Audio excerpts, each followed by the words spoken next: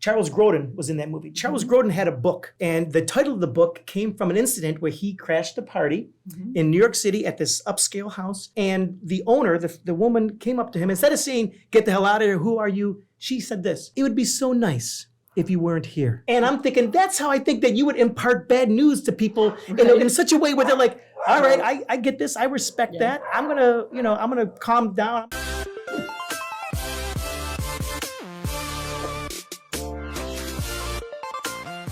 Emmy Award-winning, Oscar and Golden Globe nominated producer, trailblazing pioneer, power woman of entertainment, Cindy Cowan is here. Wow. How was that? Intro. How was that for an intro? That was good. That's how I've known you. I've known you all that time to be this kind of powerhouse. If you had to put a number on all the movies that you've been associated with, either as a producer or a financier or distribution, whatever, do you have any idea how many you've been involved with? 26? I don't know. Yeah. A lot. Yeah, a lot. A ridiculous amount. You started right off out of the gate when you came out here. Well, I'll get to that in a second. But earlier you're saying you've done a bunch of movies and you have a bunch already. You have so many movies already lined up to go. When they go, we don't know because of what's happening right now. But you have a lot. And with a lot of big stars, you even have one of my all-time greats, my heroes, Arnold Schwarzenegger, lined up for a movie, which, by the way, there was a possible role I was going to get in that movie. You were? Yeah, for the role of John. If you remember the script, I'm sure you do. Of course I do. But John was the role because there was something there was a little angle that I had there, and I was going to help out with stuff, and John would have been the role. And I was like, oh my God, this is a dream come true. I'm going to be in a Schwarzenegger movie. And then things fell through at the time. But he's one of my favorites. But you've also worked with everybody. DeNiro and Vince Vaughn and Cillian Murphy, who's Oppenheimer. He's amazing in Oppenheimer. Elizabeth Olsen, who's in everything. Yep. If you look at her Facebook, it's like a who's who of Hollywood. You're with everybody on there. I could just keep scrolling through there. It's like going through the Academy of Motion Pictures, just seeing everybody. You know what I'm saying? So yeah, it is amazing. If you had to put together a dream project, who would be some of the actors that you haven't worked with yet or a director? I'm a huge Benedict Cumberbatch fan. And I'm a huge Jessica Chastain fan. Okay. So there's the guy and the girl that I haven't worked with yet. That's perfect. They would absolutely be perfect together. You can see that movie already. Just saying those two names, okay, got it, sold. It's already going to be distributed. It's it's a perfect idea. You did very bad things. I did. No, the movie. In a lot of different ways, I've done very bad things. I'm talking about the movie, yes. In real life, sweetheart, and also throws a lot of great parties also. But no, and the movie, Very Bad Things, which is one of my favorites from way back in the day. Favreau, Cameron Diaz, Christian Slater, and Peter Berg. Yeah. Give me one of the takeaways from that movie. We were the Hangover before the Hangover. I like to say we started that kind of film. And it was Peter Berg's first directorial. He directed it also. He directed it. Well, he was in the movie and directed it. No, he wasn't. Oh, he directed the movie. Peter had never directed a movie before. Peter and I met, and that movie was really the two of us calling friends that both of us knew and putting this whole movie together. I love Christian Slater. Peter called Cameron, and I had met Jon Favreau, who came to one of my parties with Vince Vaughn. And Danny Stern is a really good friend of mine. I think Peter then bought Jeremy Piven, and the movie just ended up being as iconic as you come. Yes. Yeah, it was great.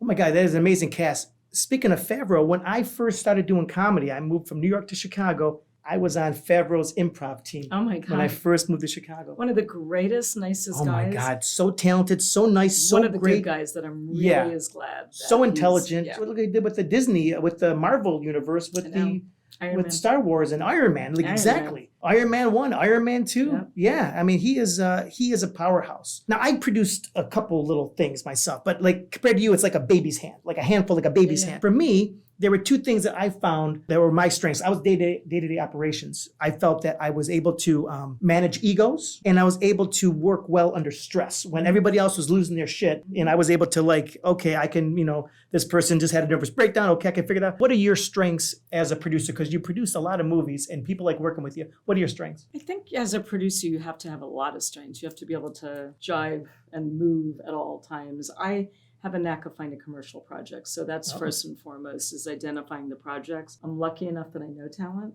so I can get them. And I'm lucky enough that I know financiers. And some of the studio heads are really good friends of mine. And so altogether, it's a great team. And I have a way like you. I have a background in psychology. And so Tulane and Harvard. Yeah. I do my research. There you go. I literally like to think I'm a set whisperer. I have a way to calm people down that, might be in a situation where you think it's it's about to explode. That's exactly what I was thinking, because every time I've seen you in any situation, you handle things with class and you have awareness. A lot of people don't have awareness and stuff, but like one of my favorite movies was Heaven Can Wait. Right here.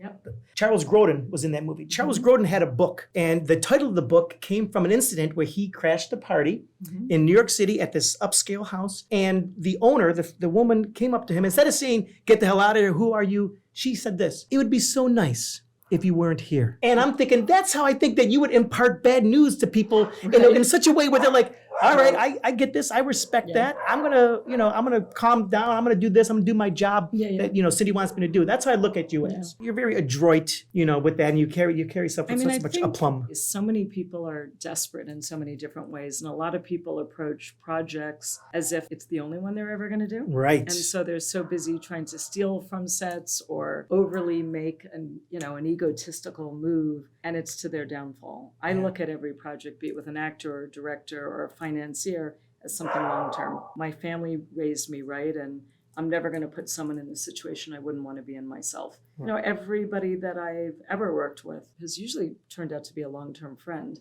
Yeah. And I want to work with most of them again. It's funny you say that, because a lot of people do. They think, this is my one chance. I'm going to make $1 million and not worry about anything. And if I screw people over, that's just a part of the business. But no, you look at it as, this is one of the many things I'm going to do, and I have done, and I will do. Give me a behind the scenes story of a movie that, you were on, that either something funny or something that like almost ruined the project or just saved the project at the last second. Do you have any stories? I mean, when I was shot the Oliver Stone movie called Savior with Dennis Quaid, the war broke out the first day of our filming, so you don't get the Gulf War. That. No, it was the Milosevic government was in the middle of their uprising. In fact, the day I landed in Serbia was the big student uprising, and nobody could even find me for over 24 hours because I was stuck with all these students that were protesting. I have a news background, so I looked at it as like, it was such a bummer there was no cell phones back then, because I would have been photographed like exactly. that, right, left, and center. But we literally had tanks coming down the street, had to move our production immediately to a small town in Serbia, and it was quite the challenge. So you never know what you're going to face on these movies. Anything can happen. Especially on an Oliver Stone movie. It seems like that kind of stuff happened. I think probably something happened on Salvador when he did that also. I think I heard something along the lines of that. And has there been a time when people thought of you as, you shouldn't be doing this, or did they just see that you knew your shit and you just like... Oh no, I think nobody wanted me to do this, even my own family. Rightfully so. Any parent, especially when your daughter's gone to Ivy League schools and stuff, their dream is not for you to come to Hollywood and be a producer. No, it's not. You might never make anything. So my own family didn't want me in this business. And then as my career started to get more and more, I used to lecture a lot at USC and stuff. As a girl, sometimes you would come on set, and there wasn't very many of us female producers, especially back then. Yeah. So originally people were like, oh, who'd she sleep with to get here? Right. Or who's her boyfriend? Is he coming? Is he like behind you? Yeah, exactly. There was a lot of false conceptions. I always say I felt blessed to be a girl. It opened a lot of doors. The problem is you have to be smart enough to stay in the room once the door opens. Yeah. And I just learned my craft. And while a lot of people come to produce a movie so they can take a photo or get a credit. Yes. I learned every department from the very beginning. In fact, I used to do things on the movies as I came up, like I might have paid for everybody's laundry to get done. Little things like that when you're working, sometimes 15 hours a day is a big thing. But I wanted to get to know the grips and the gaffers and all these departments that people don't pay attention to. Right. Most they don't see them at the credits at the end. Yeah, they're so busy kissing ass to an actor. Yeah. Which, by the way, I get that, but I also want to look at that DP is amazing. And you better go sit with the editor. That's incredible. Absolutely. And, your grips and your gaffers, like I said, movie can't get done without them. No, you got 150 people on the set. It's just talking to 3-4 people. That's really not going to do. As a producer, you need to let everybody feel that. Everybody has to feel special. Exactly. Imagine a movie without the right customer. Like, I want to sit in the costume department and see what they're doing. And imagine a movie without music. Like, how many pseudo producers never bother checking out who their composer is going to be? Yeah. I just went and saw, I won't name it, a very big studio film, and I haven't walked out of a movie in a long time. And I walked out because because the music was so god awful. Wow. And this is $100 million movie. Wow. It was just amazing. But I think those of us that came up in the indie world especially had to get to know everything. Yeah. Down to cameras come from. Where did our film come from? I mean, in my day, we had to beg Panavision or Yes. Kodak or whatever. Yes. And, sometimes when you come in the studio world, you don't have to know all that stuff. Right. So I kind of feel blessed that I was in the indie world. I'm also blessed that I'm in the studio world too. I think you got the best of both. worlds. Yes. I do. If you were starting today as a producer, is there anything you do different? I have such a blessed life and I did it right. I didn't know what I didn't know back then. And when you don't know, you just kind of do. Yeah. The problem with getting older is you start thinking, oh my God, I can't do that. Right. I can't do that. When I was young and I came out here, I just didn't know what I didn't know. And I went up to everybody. There's strength in that. I do think, though, when I started in the business, it was a bit easier. I think the business is getting a bit more difficult. People like to think that there's more streamers and more opportunity. That everybody needs content. And that's true. But there's too many people that are able to create content super cheaply. And so the cost of, or the way to make a living is becoming a bit more difficult, especially for producers. The writers are on strike now. The actors are on strike now. We will ultimately have to pay them a lot more. The directors were almost on strike and they made their deal. We've never had a producer strike. And most people don't realize, they think that we're making millions of dollars. Right. The truth of the matter is most of the time we're deferring all of our money. You're deferring. And we're not making, when I came up, we had quotes. And after your next movie, your quotes kept going up. Right. Nowadays, there might be 7 people producing your movie. You might not have even met 5 of them. Right. They're taking the same fee as you. You're splitting it. And so it's a bit more difficult. So I feel blessed to have come up when I came up. If somebody said, okay, take $5 million and invest in movies, how would you disperse the money? Would you do it all in one movie that had a big star, a big budget? Or would you do it in several different movies? Would you put X amount? How would you do it? I'd probably take $2 million each and put those in 2 movies that might be anywhere from $5 to $8 million. Mm-hmm. And the equity would be the $2 million piece. You'll still have actors. I would not put $5 million into a $5 million movie unless it was an actor's project and you were getting the actor so inexpensively because it was an actor, director, whatever. Gotcha. People don't realize that you can put $2 million of equity into an $8 million movie. You're the equity in it. Right. So you're in a much bigger movie. And then I might take the additional $1 million and option some more projects that I would do later on. Right. You started off in, was it distribution? Distribution. Was it with Graham King? Yeah. So how did you get into that? I was the first female distributor. First. Ever. Wow. I was the first. Graham and I had met at a previous company, and Graham realized at the time that I started to become really actor connected. And Graham was doing sales at the company. I was doing acquisitions. And Graham was smart enough to say, we got to start a company. We got to start a company. I also started as a songwriter.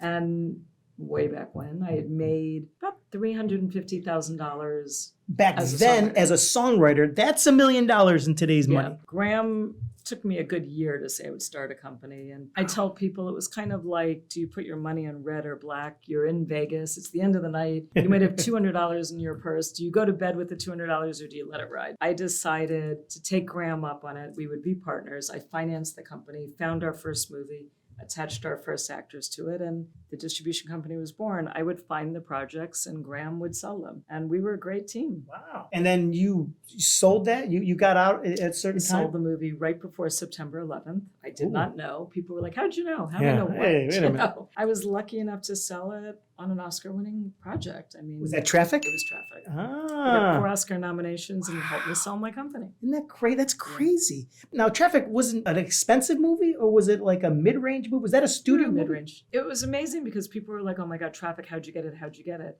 Traffic was around for 11 years. Yeah. Nobody wanted to make Traffic. Wow. You know, nobody had seen a movie like Traffic at the time. And it had a totally different cast when I got it. It was a lot more expensive. And I think at one point, Nicolas Cage was attached and Tommy Lee Jones was attached. Wow. And then we kind of rejiggered the whole budget. And then it became Michael Douglas and Catherine Zeta-Jones and the rest of them. And it was, to me, Steven Soderbergh's best movie. It has to be kind of in a way because it won more Academy Awards for that than anything else that he's done. What does Cindy Cowan look for in a guy when it comes to dating? Well, I've been with somebody for 7 years, so I don't really look. Well, when you did back in the day. I know. You know, to me, it's all about, I love to travel. My thing is experiences, not monetary. Nobody has to buy me a diamond or a house or whatever. You I got like all those yourself. I've experiences. been there. I've seen the house. I Don't get me know. wrong. So you don't need it. I love to travel. I was lucky enough to have found somebody that wanted to travel the world like Great. me. We're trapped in 2 different countries. He overstayed a day leaving 5 years ago. So he wasn't from America. He's British, and Okay. he still to this day can't come back. Come on. America's gotten very difficult to come back. Wow. Oh, that's horrible. It's horrible. You guys And got to now go we're- back and forth for. So a lot of people that follow me are like, God, you're always gone. And it's because I'm always going to meet him. And even if we were to get married today, they said 2 years minimum before he can come in. So we're in this make or break boy. now. And then I'll let you know what I look forward in a guy, because I might need one soon.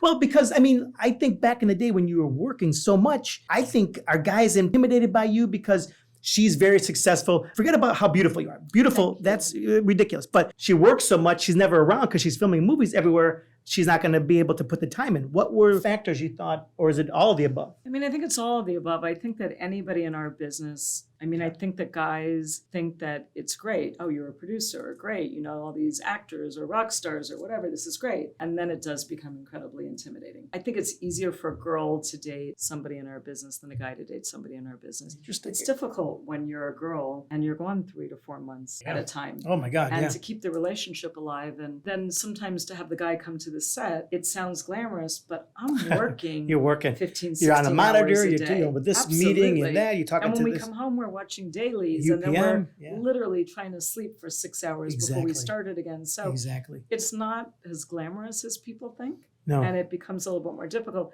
I'm incredibly independent, so I look for men that are very independent. Right. They So need to be. Our quality time is really quality, and they're okay when we're not. Loyalty is a really big part to me. Yeah, I have a lot of trust. Yeah. Yeah, you have to have a lot of trust in our business. Yeah. I'm a girl's girl, and Me too. And I'm a Southern girl, so I make, no matter how successful I am, the guy comes first. People don't realize that when you're producing something, it's not just like, oh, I got to produce this for 3 months. No, it's like a couple years. Yeah, it is. It seems like it's glamorous, but like you said, it's the exact opposite of that. Speaking back about the business, going back to that, now with all the streamers, do you think that's going to change?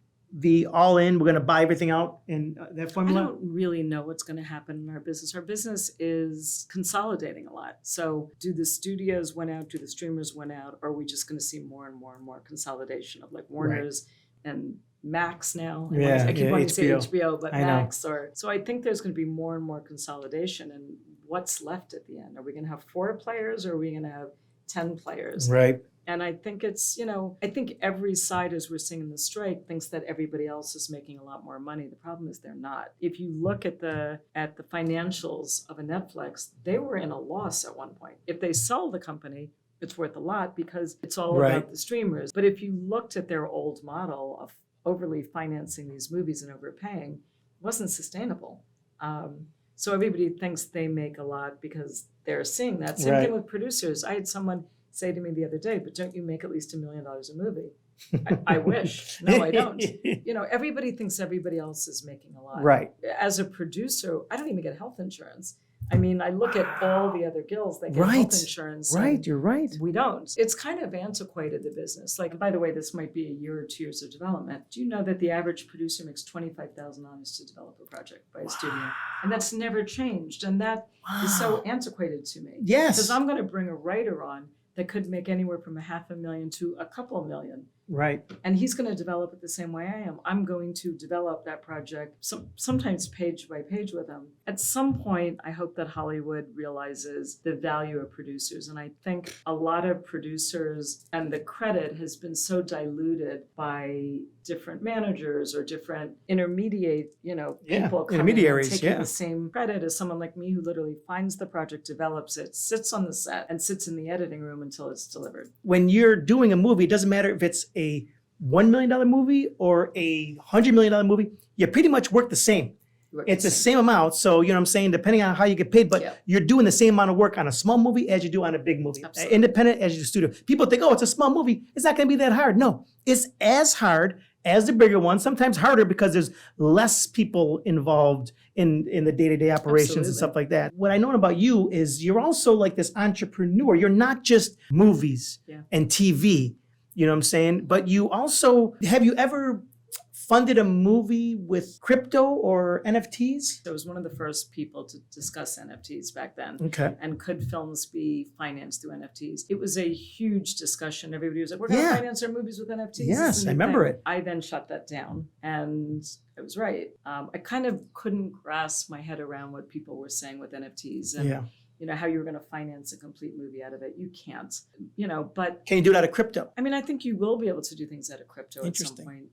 I personally haven't, but I think you will be able to. But look, technology is something that terrifies us and that we all have to know and somewhat embrace. I'm terrified of AI, but I'm smart enough to want to learn everything about it and to get into it. And so in the next month or two, I'm going to be backing an AI company. And technology. I knew it. If I say Miracle on 42nd Street, what does that mean to you? An amazing documentary that got an Emmy, which you didn't say when you said my credits. But we got an Emmy. When I first said Emmy Award winning, I should have said it's from that. I knew I was going to say it for later in the thing. Yeah. But you won an Emmy on that. What is that about? Fascinating. There is a building in New York City that was originally created down in the worst areas of New York and right outside of Harlem. They created this building because they wanted to gentrify the area. And so they figured if they spent all this money and built this gorgeous building with everything from tennis courts to studios to anything that any of the uber rich would ever want,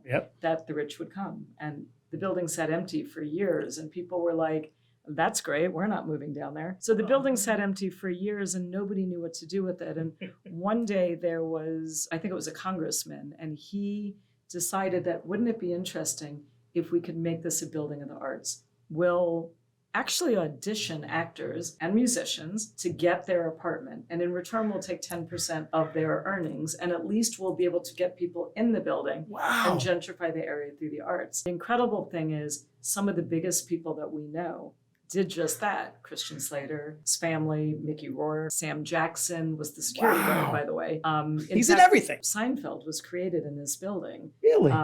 There were so many people that were in this building. When the AIDS crisis came, it was also one of the most AIDS friendly, I want to say, HIV friendly, that they were going to shut it down, but everybody decided to take care of their own. And so they said, please don't shut us down. We'll look after each other. To this day, that building exists. You were allowed to, about half the building you can rent. Most of it, when you pass away, you can't even leave it. It goes back into this pool. Okay. And everybody who works in the building was homeless at one time. So my thing of getting involved with this documentary way back when is, before the world kind of went crazy, is to see if we could replicate that building all over the United States.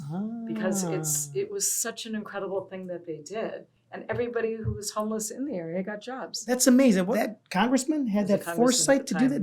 That's incredible. It was incredible. What day did you win that Emmy? Came during COVID. And the amazing thing was, it was a week before my birthday. And we were locked down. I hadn't seen anybody in like 6 months. So you couldn't attend anything. You had to just take the Emmy at your house. Yeah, this thing online. And that Emmy and I got to celebrate my birthday. It was the only girl that was there with me. Did you do a lot of horsing around when you were younger? Did. So you were an equestrian, like a award-winning equestrian when you were. I was the youngest world champion ever. Goodness. So my family was great. And I'm really glad that I had that athletic background. My family owned a very big hotel in Florida. In fact, a lot of the biggest performers in the world would perform there. And my family knew that my sister and I needed to do something on our own, so we would never be overshadowed or too Hollywood. And so they wanted us to find something that we were passionate about. And every summer we were sent away to riding camp, and we got up at 4 a.m. and we started competing, myself at a very young age. And by the time I was 9, I think I was the first world champion. Kept winning until my father one day said, there's only one place for you to go, is down, and we have to stop. Not only that, but you also had won the Humanitarian of the Year award. And you won the Woman of the Year award. I mean, you have so many awards. You know what I'm saying? Yes. Oh my God. I mean, I won like football awards, but that's about it. But look at you with all this. I'm all about giving back. I mean, you're big in charity too. I'm very big in charity. Anybody who follows my Instagram knows. In fact, I have a very big girls following because I'm very positive. I'm a girls very girl. Empowering. And I'm all about paying it forward. I think that somebody up there was really great to me. I must have done something great in the past life. And so I want to pay it forward. And so I used to run a a lot of charities. I've pulled back on what I run right now only because I don't feel right of asking people for money at a time when they don't even know where their rent is coming I from. see. Even though I'm not running a charity right now, you can still be charitable. Yeah. So at least once a month, homeless is very big in Los Angeles. Yeah. I want to make sure I know where my money goes. So I haven't chosen which charity I'll ultimately get involved with for that. But once a month, I load at least 100 meals into the back of my car. I want to know if the streets are being cleaned up in Los Angeles. And so I personally will drive around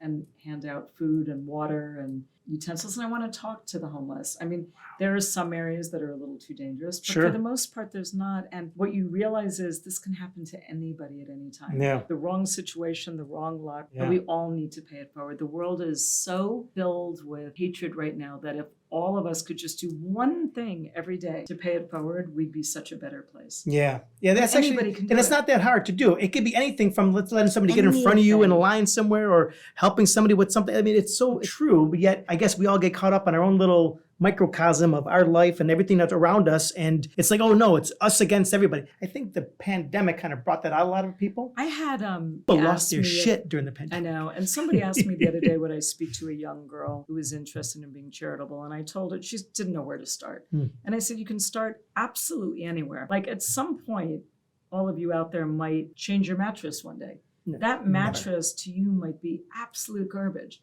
That mattress to a homeless person is a castle. Yeah. So You're there right. is always You're right. something. Everybody's got 1 hour a day that they can, 1 hour a week that they could give. Yeah. Everybody. Maybe if you love pets, go to a veterinary clinic or a pound and Yeah. volunteer. I mean, the thing that I always tell people when they want to get into charity is find something that you're passionate about. Did someone in your family die of an illness? Right. Are you into pets? Are you into elderly? Are you into children? What is it so that Yeah. you don't feel bad about either asking somebody for something Yeah. or that you feel good about doing to help? And Yes. it's amazing how good it is for your soul and Yeah. how you'll want to do more. I started a 501c3 charity It's amazing. years ago with my then girlfriend for women with cancer. And what we did Amazing. is we would get real hair wigs. So that when amazing? people because when people go through chemo, women would lose hair. So we were like, we're going to help people on the outside in. We're going to get them the real hair wigs. So when they look in the mirror, they still see themselves. They don't see this person who no longer looks like them. So we were trying our way to do that Yeah. because she had gone through cancer. See? Again, it is very important. By the way, that charity was the official charity of Maxim magazine. There you go. You know what I'm saying? So we had Maxim was There we you were the go. official charity. So it was kind of cool. Let me ask you one last question, which I wanted to Sure. ask you earlier, which I didn't, and it's my most important question. How do you study the film marketplace and know what's needed out there? I think it's just like I said with charity, there's two things. What's working? So what worked 5 years ago might not work now. There's a weird thing that's happening since COVID. You'd think that people would want to laugh hysterically because the world is so screwed up right now. They don't. They want to get scared. Wow. It's yes. very weird. And so horror movies are really performing and a lot of comedies aren't. And I have no idea what the rationale Yeah. of that is. It was just so true. And it used to be that every superhero movie would work. But if you're looking lately, there's kind of a pushback of the Yeah. kids that are coming in now. So I think you just need to study the marketplace of what is working, what will always work, and what isn't working. Then you better be passionate about your project. Sometimes it's a year, sometimes it's 5 years, sometimes it's 10 years. Better be passionate about it. Again, I happen to like thrillers. I like horror. I'm going to be doing my first comedies. I love music. So Yeah. we're doing some really big music projects. I wish I could tell you guys. I just signed a very big Amazon deal Wow. for a very big scripted music project. And I'm about to do a second one and one that's coming down the pike with TriStar. But music was always my passion. Yeah. And Didn't you so come up with I did. I started as a songwriter. with so and with who? Who was the person that you sold your song to that my first song ever, Simon Cowell. Simon Cowell? Yes, was a new producer. Yeah, at the before he was time, Simon Cowell. and we both came up together. He did a little Yes. bit better than me. I think you both did pretty. Both did pretty. good, Is he the but, same person when you see him now and you talk to I him? don't see him now. Oh, you don't? No, I wish I did. Well, you have here and England. You have two places I now that know. you go to. You got to see him someplace. Yeah. But yeah, I'm sure he will Yeah. remember you guys were coming Yeah, up we together came and up all that stuff. together, Yeah, but, you know the music world. But I love music, and so it's taken me all this time in my career to say, you know what? If I had to do it all over again, I love music. I need to be back in music, and I left it. So now I've got a way to cross-pollinate both of them. Sure. So I'm doing. You guys are going to be shocked when you see I it. can't wait. And I wish I could announce it. I now, can't wait. It's but going I to be can't. great. But some of the biggest music projects that are coming down the pike. Well, yeah, this is perfect. So it's kind of like how you started the business. You got in the music business first, and then movies, and now you actually be able to combine There's your the two. Wow. Cindy Cowan, everybody. Don't forget to subscribe and press notifications, like, comment. Thank you very much for being here. You're Guys, amazing. So nice meeting everybody. And everybody got to see how amazing she really is.